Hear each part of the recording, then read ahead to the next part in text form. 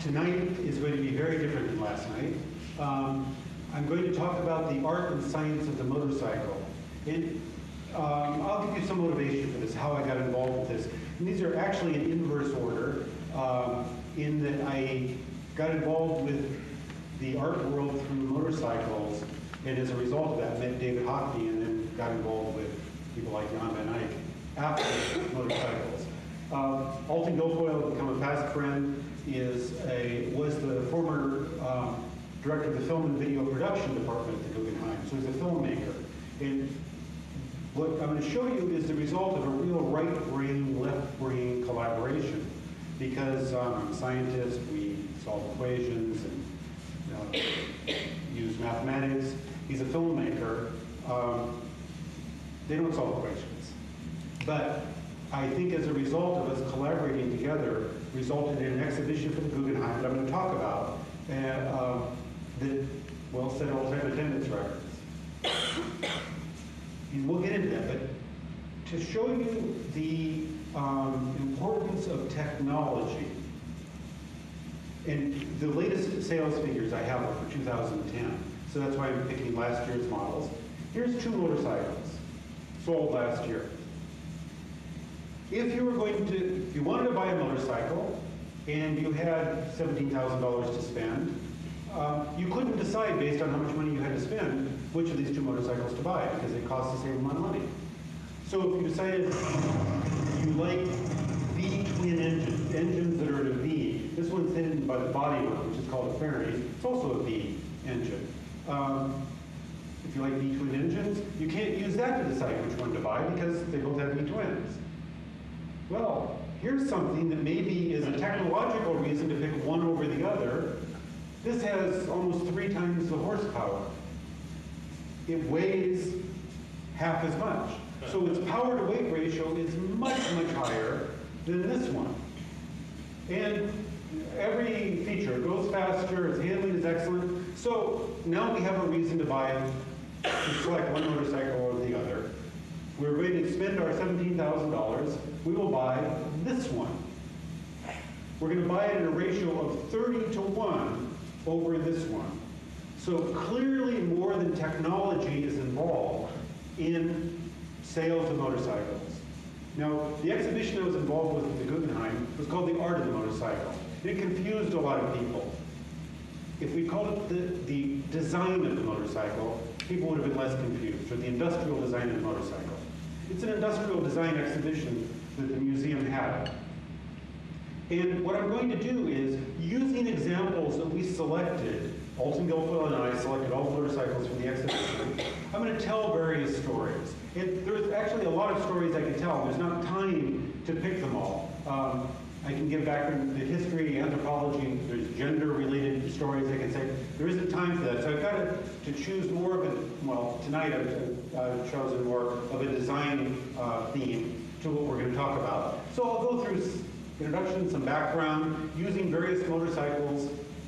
Basically, I'm going to approach this chronologically, and then a little bit talking about the future of motorcycling. The origin of this was toward the late 1990s. Every museum director was thinking, we're coming to the end of the 20th century. We're coming to the end of the second millennium. I'd like to put on an exhibition at my museum that illustrates some of the themes of the 20th century, the millennium.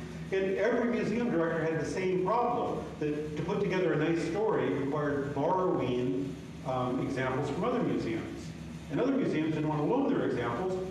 Instead, they wanted to borrow yours back. So the problem the museum director faced is putting together a coherent exhibition that conveyed the great themes. The director of the Guggenheim, Thomas Krenz, realized, well, what are the great themes of the 20th century? Technology, design, mobility, rebellion, sex is the theme of every millennium. What themes could he tell with the aid of a motorcycle? All of them. So his problem is that, though, he needs motorcycles selected. And it's a long story, and I'm not going to go into it much, how I got selected to be co-curator of the exhibition. So Alton Guilfoyle and I co-curated the exhibition. You could say we each are 50% responsible for selecting 100% of the motorcycles. No motorcycle got in that either of us disagreed with. We may have discussed them and had arguments over whether one should be in versus the other, but in the end, we agreed on every selection that we put into the museum. And I think as a result of it being a right brain, left brain approach to this, made it a better exhibition. So a younger version of me, so some of the things, fun things, since the evening, I'll tell you fun things. One of the things, Ducati loaned us motorcycles for the public opening on a Friday night in New York. And we, the director of the museum, with his assistant on the back of his bike, Alton and I, each on motorcycles of our own, went out to Queens, where we met a 30 police motorcycle escort that at 5 o'clock on Friday disrupted traffic throughout Manhattan to ride us into Manhattan to the Guggenheim. And who is a motorcyclist in the crowd? I know one is, more than one. So something that I got to do that you never could do, have a hard time conceiving, I got to pop a wheelie in front of 30, actually 15, 30 or 15 were in front of me, in front of 15 police through Manhattan in the middle of the day on 5 o'clock on a Friday, and knowing I wasn't going to get arrested for it. So eat your heart out. So the exhibition was so successful, it ran now 11 years ago. It opened first in New York. And if you've been to New York, the city blocks are very large. That's not the line to get in. That's the line that goes all the way around the city block that comes back around to go in. So toward the end of the exhibition, so many people were trying to get in that it just completely overwhelmed things. 300,000 visitors. It set an all-time attendance record for the Guggenheim. It then went to Bilbao in Spain, set an all-time attendance record there. They opened the museum several times. They extended the hours to the point that legally allowed by Spanish law. They knew just from experience that if you were past a certain point in the line, you weren't going to get in. If it's after a certain time, they would tell people you're probably not going to get in, and they stayed in line. And it won all sorts of awards. So one of my proud things is I work in physics. Arguably the world's most famous living architect is Frank Gehry. He designed the Guggenheim Bilbao. So I won an award with Frank Gehry and the director of the Guggenheim, not for physics. And showing you can't plan your career, this at the time, that incomprehensible title was the most recent publication in my publication list. That was my next one. I wrote the introductory essay for the catalog, and 250,000 copies of that are in print. So more people read my exhibition catalog essay than all my scientific publications combined. And then it continued. That led me into meeting David Hockney, which resulted in another interesting thing. So, the art of the motorcycle. One way I can tell the story, it's a story of the evolution of material science. I can tell a science version of this story. And it's a very valid and very interesting science version. This is the world's first motorcycle. Steam motorcycle, put out 1 or 2 horsepower. Again, gentleman over here admitted to being a motorcyclist. He probably thinks he goes really fast on a motorcycle. He's very brave because he goes fast.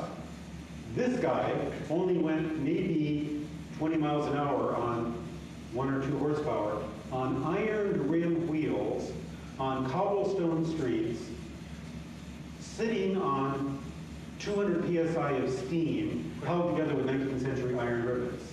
I mean, he's way braver than any motorcyclist, myself included, in this room, to ride that thing. It weighed about 200 pounds. This, at the time of the exhibition, was the latest motorcycle. It has 100 times the horsepower. It only weighs twice as much.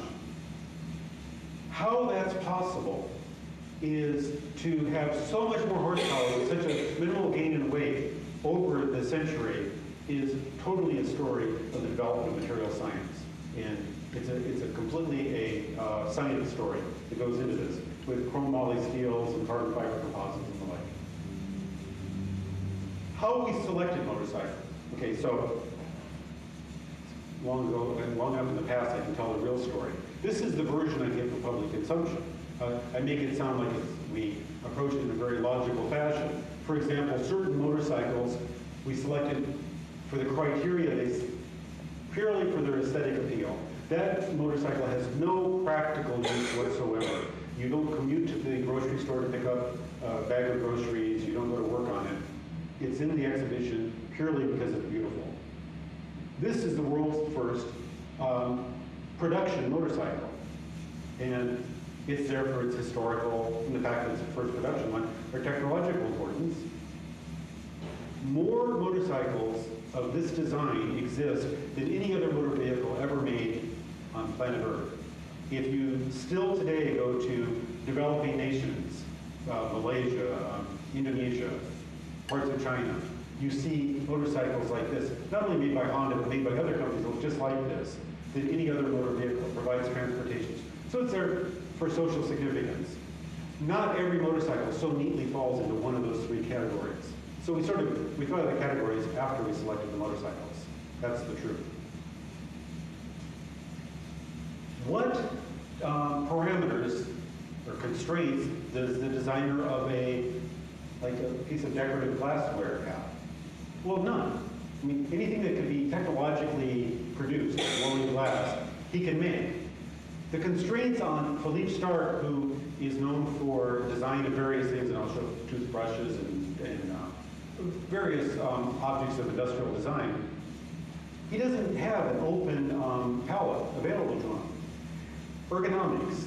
All motorcycles are designed for someone who's 5'10".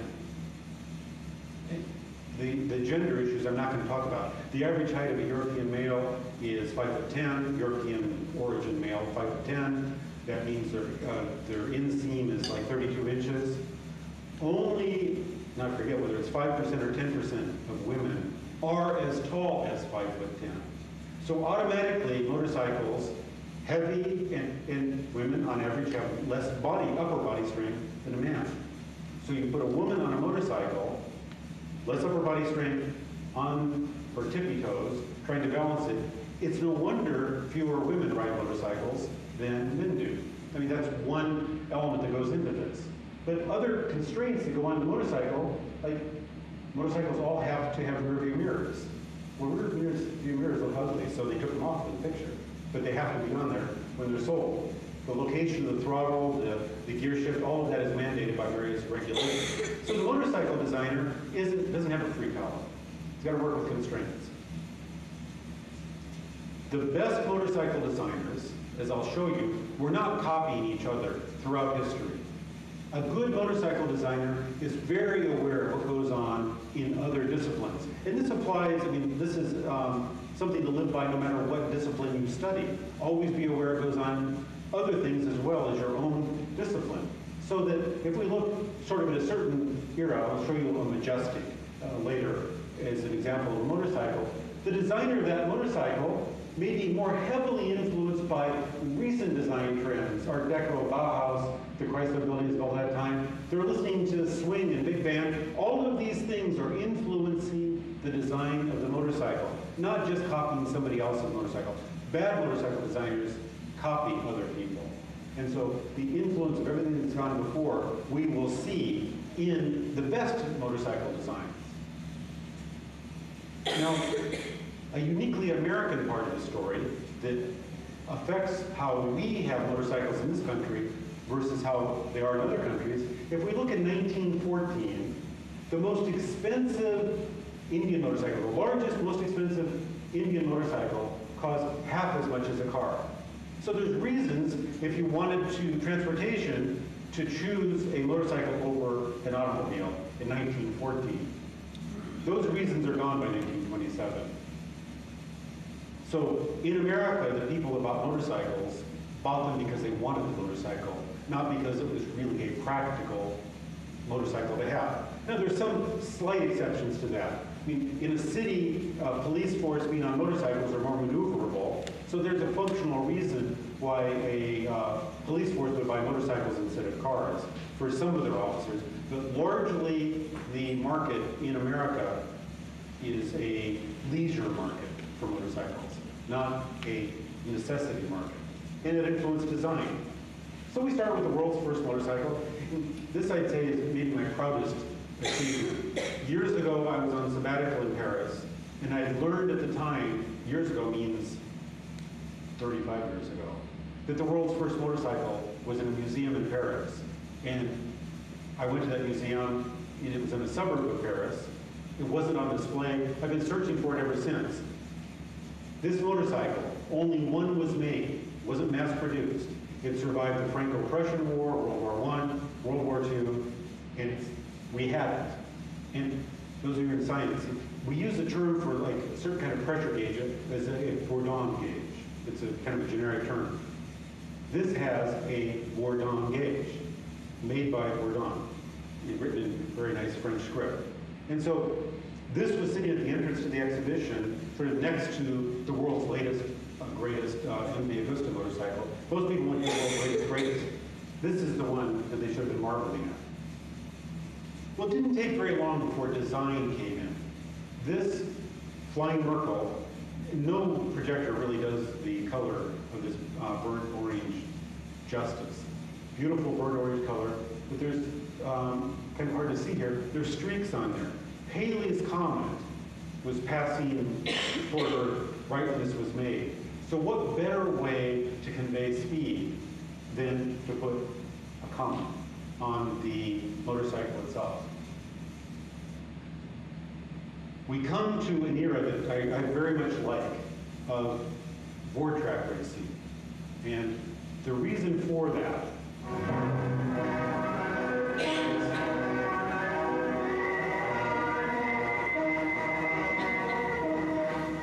these guys are racing around a board track. It's made out of boards. Originally, when they were first put down before maintenance became an issue, they're extremely smooth, extremely low friction, because if you want to go racing, what do you want? You want to go very fast, so you don't need brakes. You want the exhaust out as fast as possible, so no muffler. Not really going to talk about the technology so much. There are 4 valves. All the power in a motorcycle engine, or any internal combustion engine, is made in the head.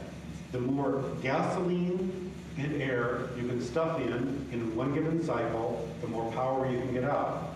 So this has 4 valves and overhead camshafts to open and close the valves to make sure that they open and get as much material in as possible to maximize the amount of horsepower. Every aspect of this motorcycle is form follows function, except the color.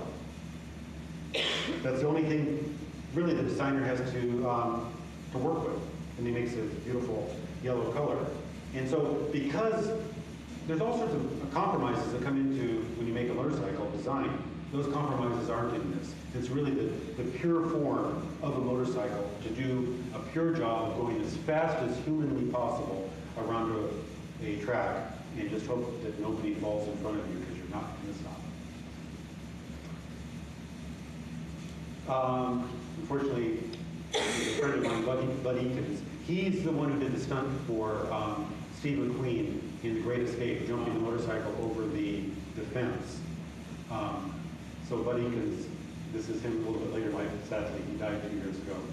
So there's Bud Eakins on an American motorcycle, and here's somebody at the same time on a European motorcycle. The positioning is very different. Why is that? Where does it come from? It comes directly from this. In America, in Indiana, you guys will understand better than anybody else, your roads are dead straight. That if you want a motorcycle to ride in Indiana, you want to be able to go long distances comfortably. You're to sit comfortably in the saddle and heading down the road.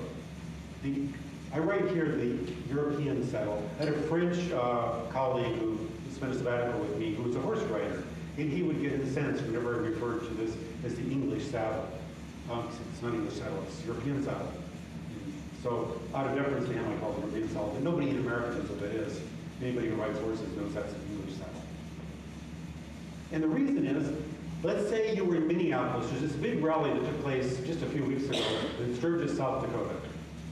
If you were in Minneapolis and somebody asked you, how do I get to Sturgis? You'd say to him, you get on this highway, you ride directly west, 520 miles, turn left and you're there. Same distance in Europe, you can't go 20 feet without having to turn. So you want your feet under your center of gravity, just as you do in a hunter-jumper horse riding, so you can maneuver around and throw the bike back and forth. When you're riding up herding longhorn cattle up the Chisholm Trail in America, you sit back and you have a Barco lounger kind of comfort to it. And that is the difference in the design for different purposes of the. So where does this guy get his clothing attire from? Not big.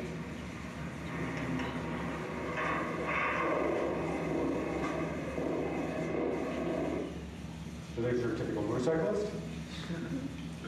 Where does that clothing come from? Well, it's copied directly from a cowboy. But that's not a cowboy. That's Roy Rogers, the entertainer, pretending to be a cowboy. There's Buffalo Bill Cody, the entertainer, pretending to be a cowboy. There's a cowboy. Are there any more real cowboys in this land? So my daughters grew up riding horses, and I know a couple of you are horse riders. You know, you come near a horse, and you like take a handkerchief out and you do this. Well, the horse just goes stark raving mad and jumps all over the place. You don't want cloth flapping loosely around a horse, because no offense to horse riders, horses are really stupid. And lovable, but stupid. So this is what a cowboy wants. He's out there in the range. First, you don't want to scare the horse with flapping cloth. Next thing is, it just gets dirty and muddy and mucky and stuff. And so we have lots of fake cowboys in motorcycling that are actually emulating the wrong thing and not even knowing that they're doing that. Design now. Two major schools of design of the 20th century, and there are others. Bauhaus, Art Deco. Very different philosophies.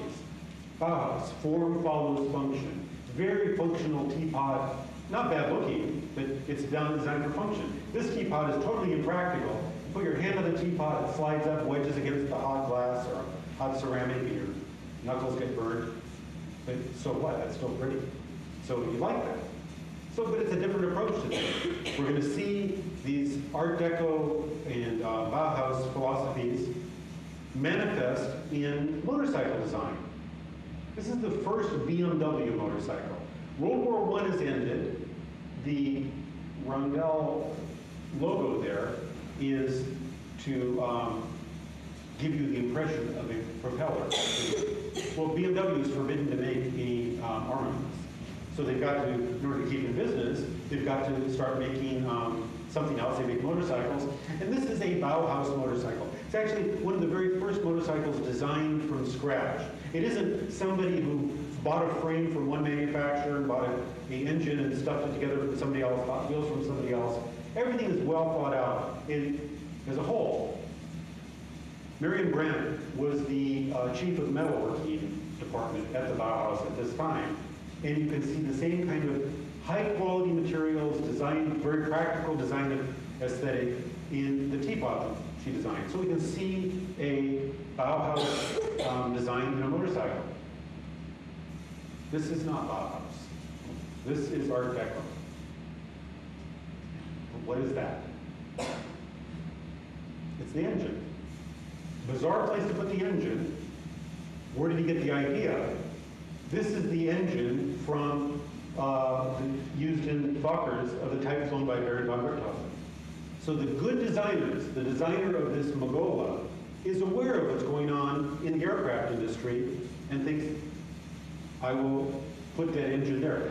There's really no other good place to put a rotary engine on a motorcycle. I mean, it doesn't naturally fit any other place. It fits in a round area. It fits in a wheel. Now, there's practical reasons not to do that. It's a large inertia, so it's not going to turn very fast. On the other hand, in America, you don't necessarily need it to turn very fast. You want stability down the road, so you can let go of the wheel, and nothing's going to happen for a while. And they sold in fairly respectable numbers for several years. This is a World War II, India, Art Deco. The Magola was at the beginning of the Art Deco movement. This is actually past the prime. There's no reason to even assume that the designer of the Indian even ever saw a Magola and was copying a Magola.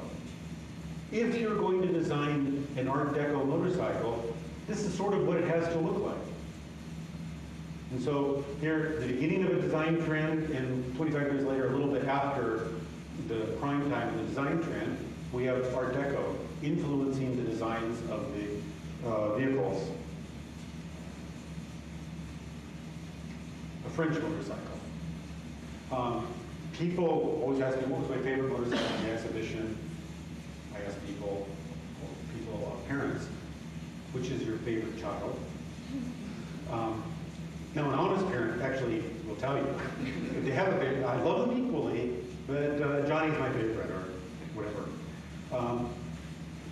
Every time I walk by this motorcycle, I just smile. It's a happy motorcycle. And so if that's my criteria for picking my favorite motorcycle, this is it. The engines at the time, the technology was such that they leaked oil. Now, if you're going to commute to work in your work clothes, you want oil all over them. Can't stop the leak. So we hide behind a cowling. But for those of you more following the technology of modern motorcycles, notice it has hub center steering. It has very, what we consider modern design elements to this Magola. And this was at a time of streamlining. Here's Raymond Loewy's that streamlined pencil sharpener. That sharpens pencil faster than a pencil sharpener. It's not streamlined. So Raymond Loewy has the Indiana connection that he designed the classic Studebakers that were made in Indiana. So we consider him a famous American designer. In fact, he was born in France. And he designed the classic Greyhound bus from the 50s, the Airstream trailer. All these are Raymond Loewy designs.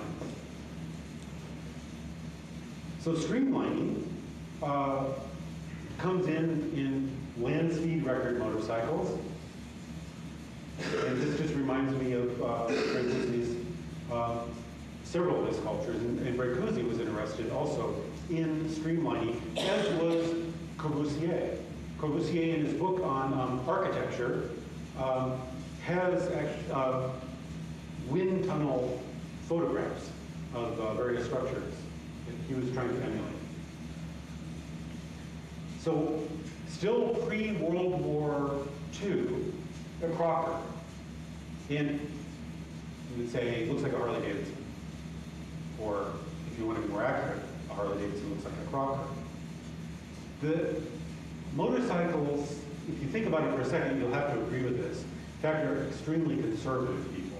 I mean, you think of long hair and beards and all this kind of stuff. But motorcyclists, very traditionalist. This motorcycle built before 1940, so 70 years ago. If you, as sort of a non-motorcycle expert, saw this motorcycle going down the street, you probably wouldn't pay it a second look.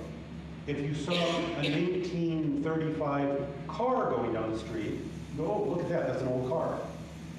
And the reason why you wouldn't pay that necessarily a second look is it looks like a 2011 Harley Davidson going down the street. Because Harley Davidson has, the owners insist that the motorcycles continue to look like that. World War II comes, and unlike modern wars, we in America, as if I were that old, we had no idea what the soldiers were going through.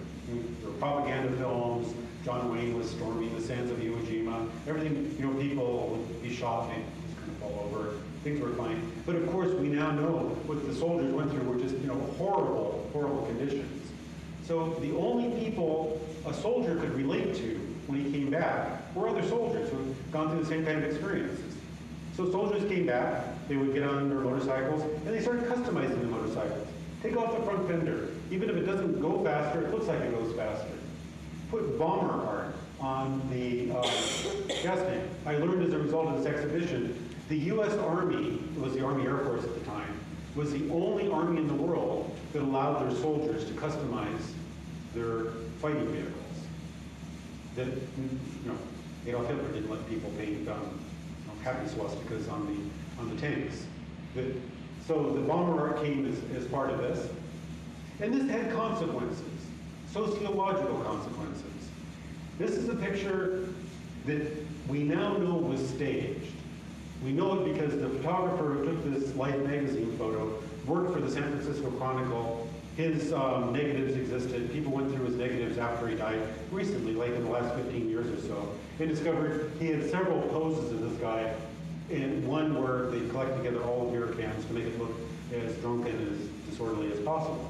But as a result of this Life magazine article that appeared in '47, a fictional piece, The Cyclist Raid, appeared a couple years later in Harper's Magazine that resulted in this movie in 1953. Okay, cool. I mean, just like, I'm not sure I could.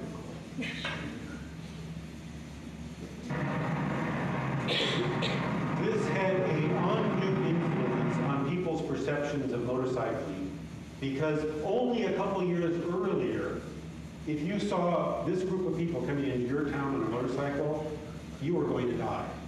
And now you see people dressed in black on motorcycles in gangs, if you will. And so people are very afraid. If you go to a mall in Indianapolis, you'll see some kids, I'm sure, with blue hair and nose rings and stuff. And your first reaction, oh, very scary. Well, no, they're not really scary. They're just, teenage kids that doing what they can to rebel as much as they can against your values. 30 years ago, the same kids would have been wearing bell bottoms and paisley. And so this is just what happens. Well, this had an unusually large influence on people at the time, because these were very scary times. The first Soviet atomic test was in 1949. That we, the Americans, the CIA let us down. The CIA didn't know the Soviets were about to explode an atomic weapon. Had they known that, they could have told the president. The president would have come on and said, oh, Soviets have some wimpy bomb, it's nothing, don't worry about it. But the fact it just happened without any kind of propaganda at the time, very scary.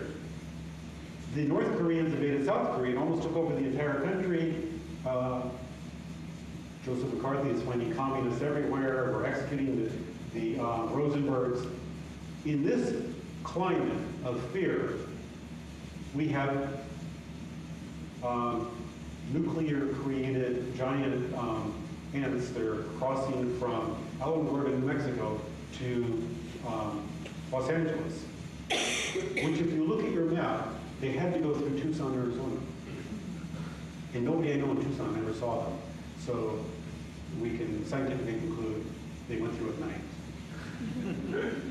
The invasion of the body snatchers, this is a sort of a metaphor for communists taking over. And we have the wild one. These are young men on motorcycles taking over. So for a period of time, for quite a period of time, motorcycles were viewed as an object of fear and suspicion of.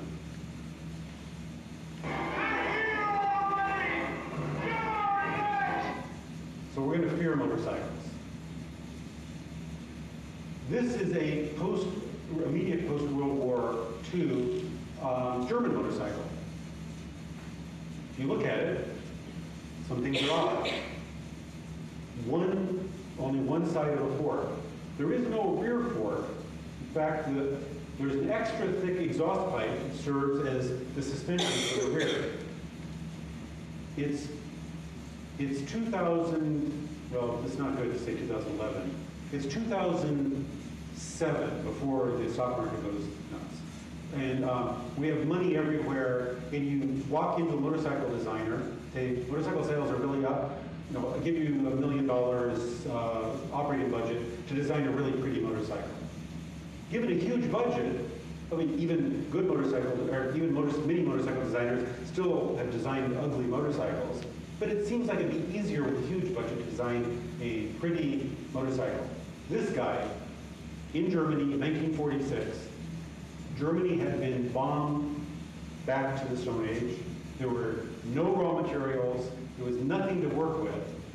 So he was forced to design something under those circumstances. And he realized with a single fork, if he made the single side a bit thicker than if he put two sides and what he'd have to use, he could have something that was strong enough. Overall, he uses less material than if he'd had double side.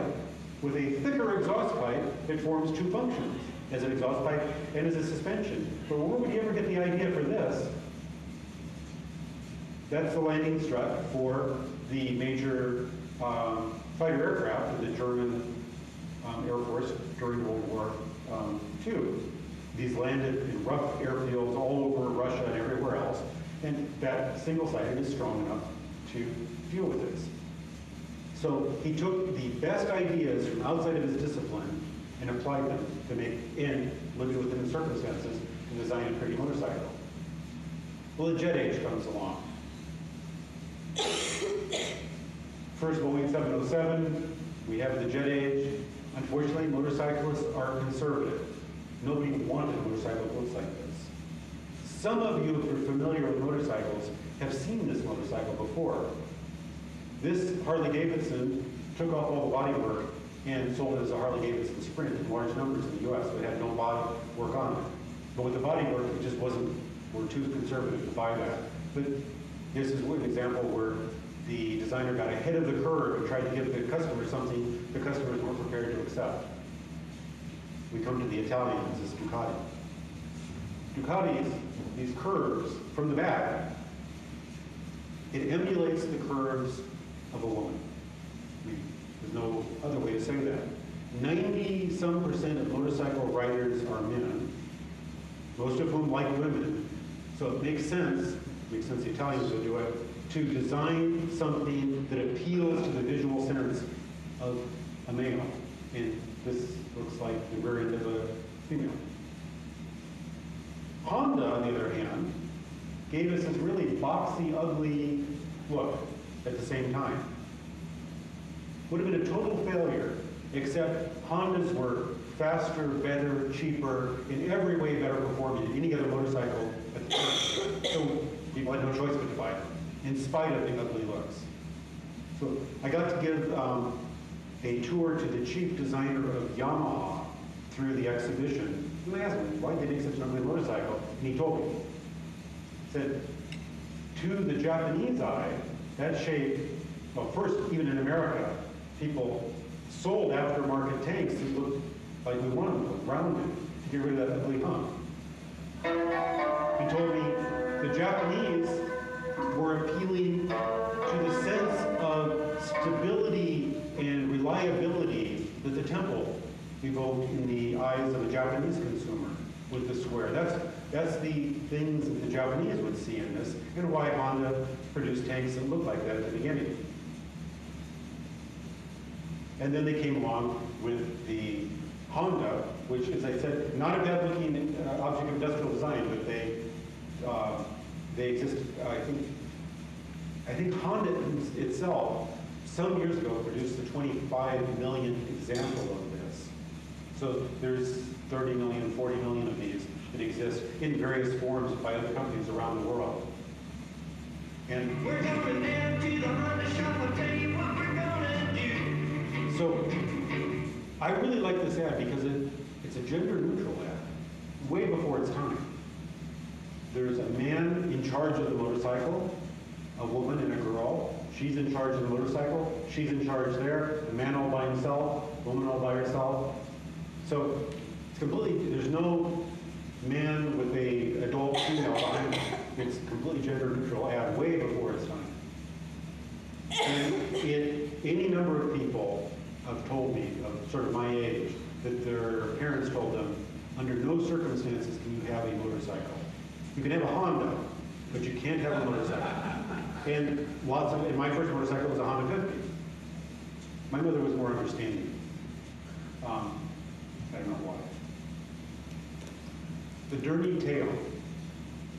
The tank goes through, and I picked this example because this is an example that the designer, Roger Tolone, designed when he was just first an industrial designer. You know his work later in life when he was industrial designing later, he designed the TGV duplex. Now, the TGV, KJV, in France, the problem they have with the high-speed train is still, everybody wants to use it.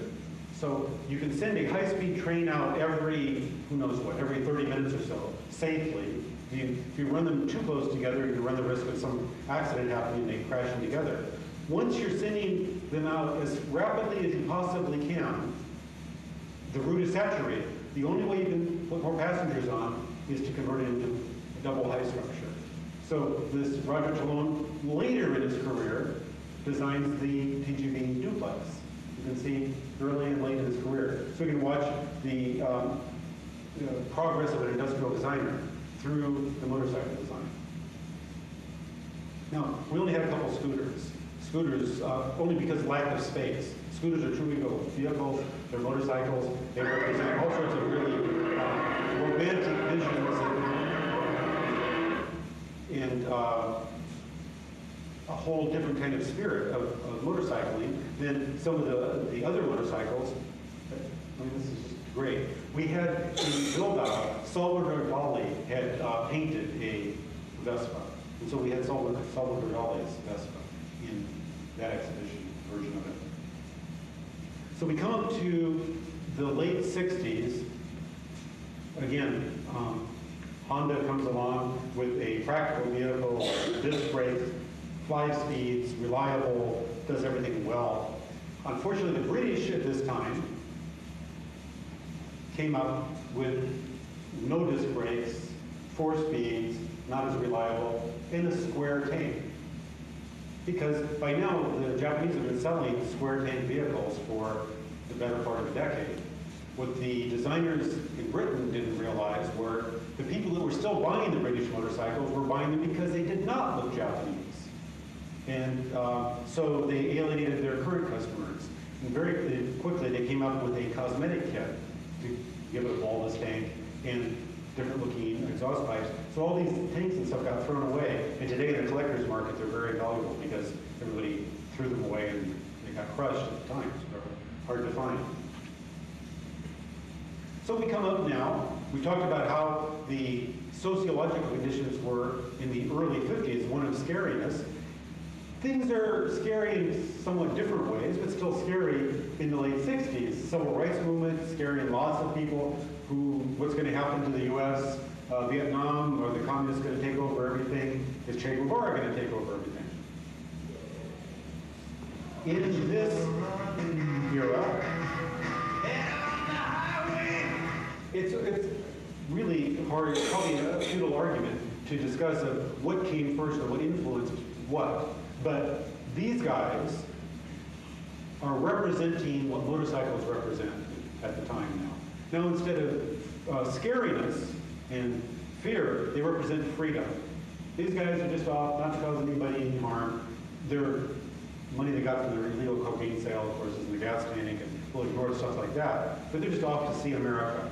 So motorcycles now are beginning to represent something different than they did in the Marlon Brando era, freedom. We only had one custom motorcycle in the exhibition. And the one that I showed you that had the bomber art was the start of a homegrown design tradition of people doing something to motorcycles, taking parts off, making them look faster. This is the evolutionary end of that. You cannot extend those forks any more than they're extended. There's nothing left to chrome plate. We've done everything to make this as uncomfortable as humanly possible. But it's arguably the world's most famous motorcycle because this is a copy of the one that Peter Fonda rode in Easy Rider.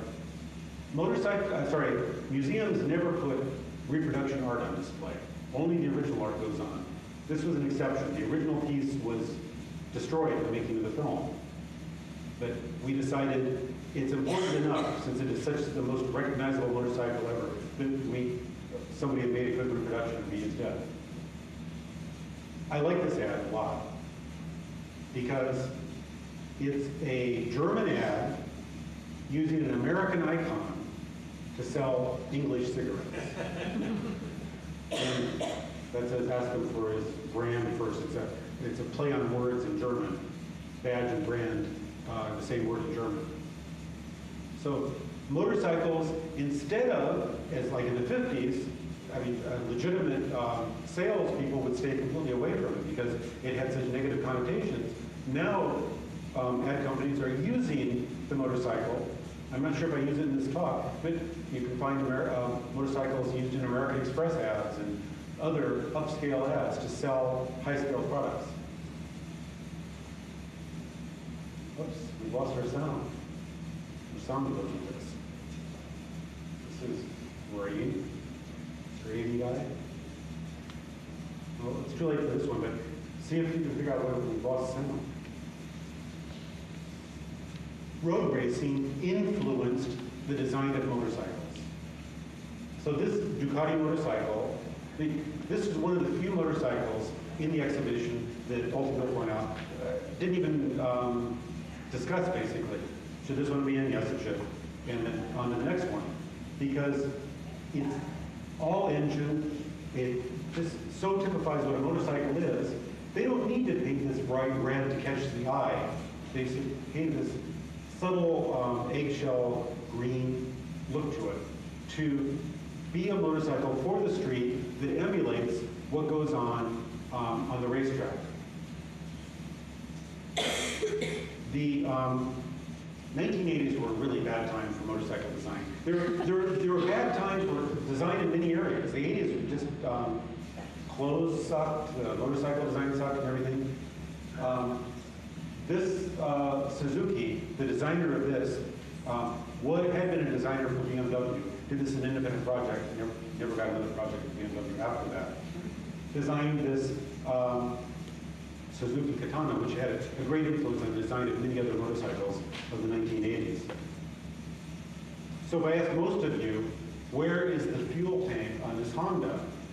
Say that's a stupid question, it's there. Well, in fact, it's not there, it's down here. Honda came out with this very large, very heavy engine. The worst possible place to put fuel is up there. Fuel weighs 8 pounds per gallon, and if that holds 5 gallons, that's 40 pounds, way above the center of gravity. So every time you lean over, it's an extra 40 pounds, like if you're at a parking lot, you've got to maneuver, put the 40 pounds down low. But motorcyclists don't buy motorcycles that don't have fuel tank looking devices up there. That's a hollow glove box. So Raymond Loewy coined the term Maya. It's the responsibility of the designer to give the consumer the most advanced product possible, but it still has to be acceptable. If you give them something that's too advanced and it's not acceptable, you failed your job because they're not going to buy it.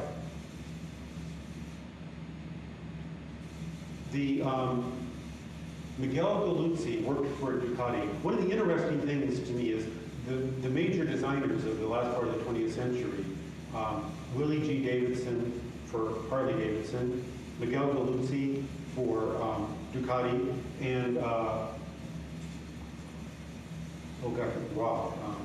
can't think of his first name, I'm sorry. For BMW, I just blanked on his first name. All three of them got their degrees from the Art Center College of Design in Pasadena, and yet their designs they produced are very, very different. Miguel Galuzzi recognized that there are a lot of people that are buying the sport bikes with the plastic fairings on them. They fall over, break the fairing. They call the dealers, need another piece of bodywork. They said, great, that's $1,500. And I can't afford that. And so they were taking the bodywork off. If you take bodywork off of a bike, it makes it lighter. And so next year's motorcycle has more horsepower, but it weighs more. You can get the performance back by taking the bodywork off. So we're getting a lot of these, what we'll call naked sport bikes. And these were very popular also with women because the seat height is lower than the seat height on most other motorcycles. So they sold in large numbers, and they are credited with almost saving Ducati because they were having, it's an Italian company, so of course they were having hard financial times. This motorcycle, there's an interesting story to this. This, when I first looked at it, okay, so I'm giving tours of the art of the motorcycle to various people, and there'd be like half men, half women, and as we approached this motorcycle, I noticed something that was happening. I mean, it was just very clear that the guys would sort of take a half a step back because they didn't like it, and the girls would take a half a step forward. And just kind of leaned into it. They liked it. It was a very gender-obvious response to this, but never thought about that. So one time, when the exhibition was in Las Vegas, I had given a tour, and I'd gone someplace else in the museum, was sitting down, and there was a woman that was sitting on near. She said, "Oh, no, I was on a tour. Thank you very much. It was great, and I really loved that orange motorcycle that's downstairs." And I have to confess, when I first saw it, when we first were looking at it, I thought, I don't know. Philippe Stark designed it. We'll probably have to put it in. I'm not sure if I like it, but it grew on me really rapidly. I said, "Well, I like that too. Why do you like it?" said this woman. And she said, "It's such a maternal motorcycle. It's the motorcycle Philippe Stark designed, all these toothbrushes and stuff. It's a maternal motorcycle. It reminds me of a pregnant girl." If you're a young guy, what's the last thing you want to hear from your girlfriend?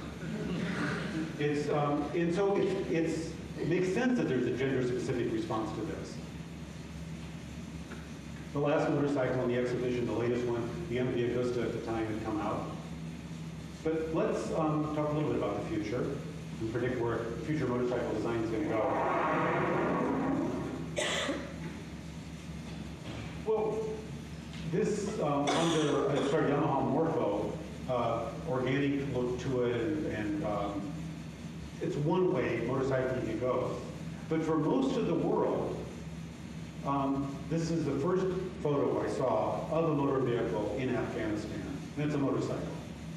Motorcycles are much less expensive to produce and operate than automobiles. So the first time somebody's got enough money to buy any motor vehicle, this is the motor vehicle they're going to get. And what kind of, and it becomes more important for the U.S. also, these kinds of criteria. The kinds of things that we formerly liked in our days of affluence, highest horsepower, cost is no object, stylish appearance. In a developing nation, the requirements are very different. Low octane fuel, inexpensive to maintain. So the construction materials you would put into a motorcycle are very different. Whether you're putting into a industrialized nation like Germany or a newly developing nation like the United States. So, time to quit. So I'll be happy to answer questions, and somebody hit the lights.